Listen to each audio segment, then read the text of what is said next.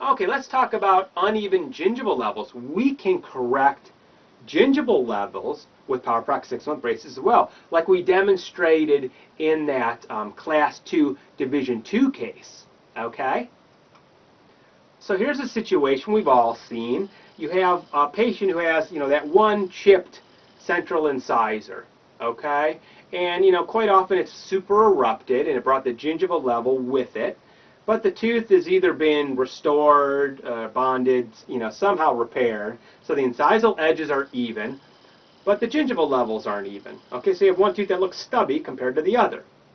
A goal we have in these situations is to intrude the short tooth to even out the gingival levels, and then we can add length restoratively very easily. Basically, we're trying to level the CEJs of the teeth and then add length to the short tooth. Okay? You're going to be left with a much more symmetrical situation. It's going to be more aesthetic.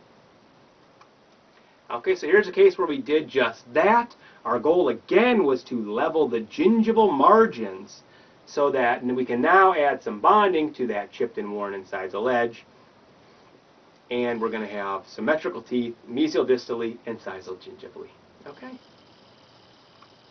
Here's another case, okay? We have a very short tooth. It's chipped, worn. Our goal is going to be to intrude the short teeth to even the gingival architecture. Then we're going to follow up with some cosmetic dentistry. So we'll have very symmetrical teeth, incisal gingivally and mesial distally. Now here's a great trick to do this, and it took me a long time to figure this out, okay? When you have, two even, let's say, central incisors, your bracket position, they're both going to look, in the middle of the tooth more or less, and you can see they're going to be even. Okay, but what happens when you have one tooth that's chipped and worn? Okay? What I recommend you do is place the bracket on the longer tooth, the non-chipped and worn tooth, in the ideal position. Okay, on an upper central that's usually at 4.5 millimeters from the bracket slot to the incisal edge. Then what I want you to do is I want you to measure from the top of the bracket to the gingival margin on that tooth. Then what you're going to do is you're going to transfer that same measurement over to the short tooth, and that's where you're going to place your bracket. So basically, instead of metering off of the incisal edges, you're metering off of the gingival architecture. So they will automatically align, okay? Because that's what you want. That's the goal, to line up the gingival margins. Then you just run your shape memory nickel titanium artoyer through the brackets as always, and you will line up the gingival margins.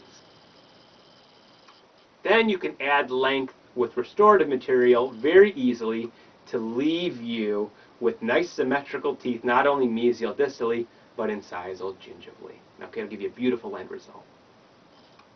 Okay, again, here's a case where that's exactly what we did. We placed the bracket ideally on the regular length, non-chipped and worn central incisor. We measured from the gingival margin to the top of that bracket, transferred that same measurement over to the shortened tooth, and place the bracket there. So we're leveling the gingival margins. And that's exactly what we did. We leveled the gingival margins. Now we can go back and do some cosmetic dentistry on the case. Okay? Beautiful leveling of the gingival margins. And then we can now go ahead and do some cosmetic dentistry to give us nice symmetrical teeth, not only mesial distally, but incisal gingivally as well.